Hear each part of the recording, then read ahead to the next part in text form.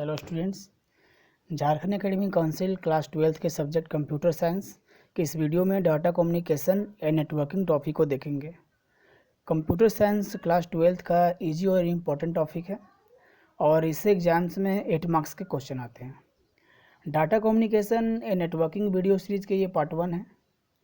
दोस्तों, हमने data communication and networking video series को पहले भी पार्ट 1 का देख चुका है, लेकिन क्या है दोस्तों कि उसमें कुछ टॉपिक छूटा हुआ था, तो उस टॉपिक को आज हम इस वीडियो में पूरा करेंगे दोस्तों। ठीक है दोस्तों, तो उसमें हम लोग लास्ट वीडियो पढ़े थे नेटवर्क गोल्स क्या होता है, व्हाट इज नेटवर्क गोल्स, और उसके प्रकार पढ़े थे। तो नेटवर्क गोल्स में दोस्तों कुछ टॉपिक छूट गया था, तो आज हम उसको पूरा करेंगे दोस्तों। ठीक है, तो नंबर 2 तक हो चुका था। नंबर 3 में नेटवर्क गोल्स में क्या होता है वो हम बताएंगे। नेटवर्क 3 मतलब नंबर 3 में मेरा ये है cost factor. What is cost factor? Several machines can share printer, tape drives etc।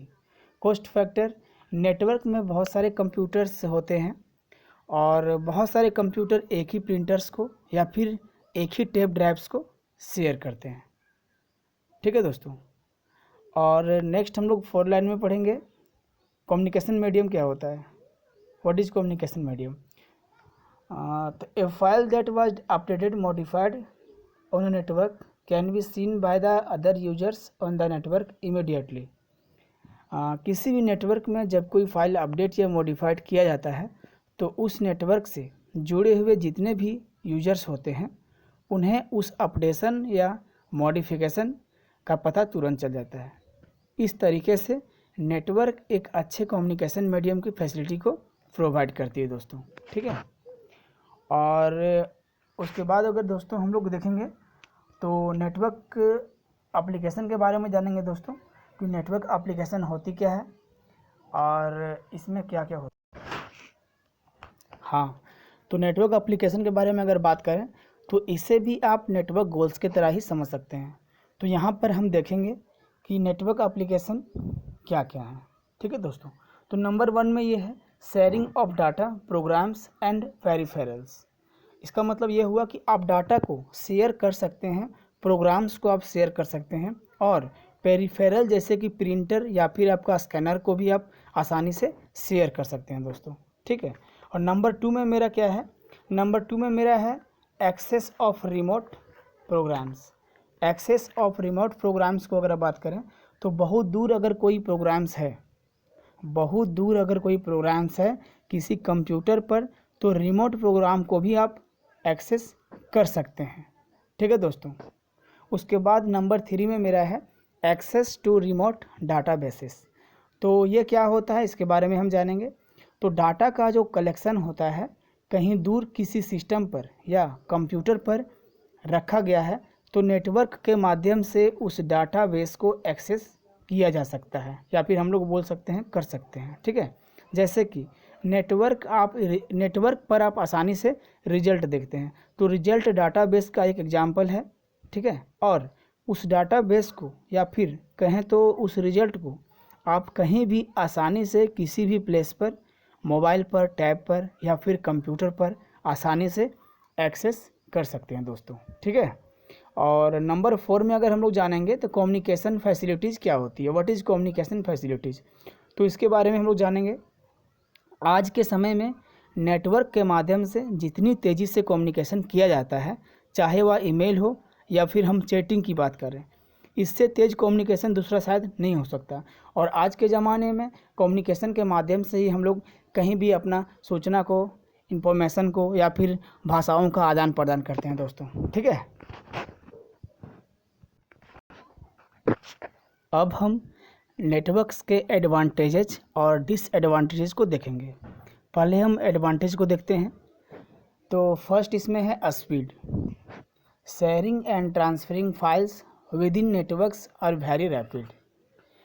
हाँ, तो इसका मतलब क्या हो गया कि नेटवर्क्स में हम मैसेज या डाटा या फिर इंफॉर्मेशन को आसानी से शेयर कर सकते हैं और यह बहुत ही तेज़ी से वर्क करता है दोस्तों।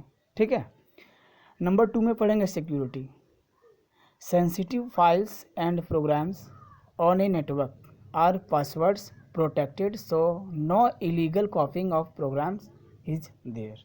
इसका मतलब ये हो गया दोस्तों कि नेटवर्क पर आप किसी भी सेंसिटिव फाइल्स या प्रोग्राम्स को हम पासवर्ड के द्वारा प्रोटेक्ट करके रखते हैं, जिससे कोई अनऑथोराइज्ड पर्सन या फिर अनऑथोराइज्ड व्यक्ति उस डाटा को एक्सेस ना कर सके या फिर उस प्रोग्राम्स को एक्सेस ना कर सके। तो आपको पता चल गया होगा दोस्तों कि सिक्योरिटी की कितनी ज़रूरत है। ठीक है दोस्तों। नेक्स्ट मेरा है 3 number, centralised software management. Software can be loaded on one computer eliminating that need to spend time installing on independent computers। तो अब हम जानेंगे कि नेटवर्क पर क्या होता है कि जब हम किसी एक कंप्यूटर्स पर कोई भी सॉफ्टवेयर्स को इंस्टॉल करते हैं तो बाकी सभी कंप्यूटर्स पर सॉफ्टवेयर इंस्टॉल करने की ज़रूरत नहीं होती है, क्योंकि बाकी कंप्यूटर्स पर भी आसानी से एक्सेस कर सकते हैं। इससे फ़ायदा यह होता है दोस्तों कि आपको हर सिस्टम पर या कंप्यूटर पर सॉफ्टवेयर इंस्टॉल करने में जो वक्त लगता है उस वक्त की काफ़ी बचत होती है। साथ ही साथ सारे कंप्यूटर्स में जो भी सॉफ्टवेयर परचेज करने पड़ते हैं वो नहीं करनी पड़ती है दोस्तों। ठीक है।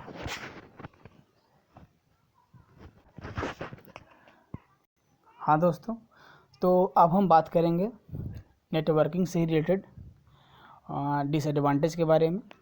तो वैसे तो अगर हम बात करें तो नेटवर्किंग के बहुत सारे फ़ायदे हैं और इसके बहुत सारे नुकसान भी हैं दोस्तों। ठीक है। तो अब हम डिसएडवांटेज के बारे में जानेंगे कि डिसएडवांटेज होती क्या है नेटवर्किंग में। तो सबसे पहला मेरा है cabling can be expensive to install and replace. जब भी आप नेटवर्क से जुड़े वर्क करते हैं तो इसमें बहुत ही महंगे केबल का यूज किया जाता है दोस्तों। ठीक है दोस्तों, ये मेरा डिसएडवांटेज है। नंबर टू ये मेरा है a fault with the server will prevent the whole network from working. हाँ, तो इसमें हम जानेंगे अगर आपका सर्वर कंप्यूटर या बोले तो मेन कंप्यूटर्स में किसी तरह की खराबी आ जाती है तो जो नेटवर्क होता है वह पूरी तरह से डिस्टर्ब हो जाता है, यानी कि हम कोई भी काम नहीं कर सकते हैं। क्योंकि आपको पता होगा दोस्तों कि बिना नेटवर्क का हम कोई भी काम नहीं कर सकते हैं। ठीक है दोस्तों। तो नंबर 3 में हम देखेंगे security measures the needed to restrict access to the network. इसमें आपको सिक्योरिटी का बहुत ज़्यादा ख्याल रखना पड़ता है, क्योंकि नेटवर्क के बहुत सारे रास्ते होते हैं किसी एक कंप्यूटर से दूसरे कंप्यूटर में जाने के लिए। ठीक है दोस्तों, आप समझ रहे हैं ना बात को। मतलब अगर एक बार बात करें तो इसमें जो होता है वो नेटवर्क में जाने के लिए बहुत सारे रास्ते होते हैं और इसलिए हम लोग इसमें सिक्योरिटी का यूज करते हैं। नंबर 4 में है WANs are vulnerable to hackers and viruses. हम लोग बात कर रहे हैं वाइड एरिया नेटवर्क के बारे में दोस्तों। ठीक है। तो वाइड एरिया नेटवर्क जो है, अगर हम वाइड एरिया नेटवर्क की बात करते हैं तो जहाँ पर बहुत सारे कंप्यूटर्स नेटवर्क्स जुड़े हुए होते हैं तो वहाँ पर हैकर्स और वायरसेस का खतरा बहुत ज़्यादा होता है। ठीक है दोस्तों। उसके बाद हम लोग 5 नंबर देखेंगे server faults stop applications being available. यदि सर्वर में या फिर हम बोलें तो मेन कंप्यूटर में किसी तरह की खराबी आ जाती है तो इसके कारण बाकी कंप्यूटर में जो एप्लीकेशन चलते हैं वो चलने भी बंद हो जाते हैं। ठीक है दोस्तों। तो और नेक्स्ट हम लोग जानेंगे 6 number network faults can cause loss of data and resources. ठीक है दोस्तों। तो इसके बारे में हम बताते हैं ये होता क्या है। नेटवर्क में किसी तरह के फॉल्ट्स आ जाने से, किसी प्रकार के खराबी आ जाने से आपके डाटा का लॉस होता है दोस्तों। ठीक है। और ये बहुत लॉस हो जाता है दोस्तों। ठीक है। तो नेटवर्क में खराबी नहीं आनी चाहिए, जहाँ तक हम लोग को कोशिश करनी चाहिए। ठीक है दोस्तों। और इससे आपके रिसोर्स पर भी काफ़ी प्रभाव पड़ता है, मतलब आपको बहुत ही नुकसान उठाना पड़ता है। ठीक है दोस्तों। नंबर 7 में हम लोग देखेंगे user work dependent upon network. किसी भी नेटवर्क में काम करने वाले जितने भी यूजर्स होते हैं वो पूरी तरह से नेटवर्क पर ही डिपेंड्स होते हैं। ठीक है दोस्तों, और अगर आपका नेटवर्क में किसी भी प्रकार का डिस्टरबेंस आ जाता है तो यूजर्स के लिए नेटवर्क पर कोई काम नहीं होता, मतलब आप एक तरह से बेकार बैठे बोल सकते हैं। ठीक है दोस्तों, और नेक्स्ट है मेरा 8 नंबर, उसमें मेरा बताया गया है कि network management can become difficult for very large networks. अगर हम बहुत बड़े नेटवर्क की बात कर रहे होते हैं तो वहाँ पर नेटवर्क्स को मैनेज करना बहुत ही डिफ़िकल्ट होता है, बहुत ही कठिन होता है, और इसके लिए हम लोगों को नेटवर्क एडमिनिस्ट्रेटर या फिर नेटवर्क इंजीनियर को हायर्स करने के लिए बुलाना पड़ता है, या फिर हमको उसकी ज़रूरत होती है दोस्तों।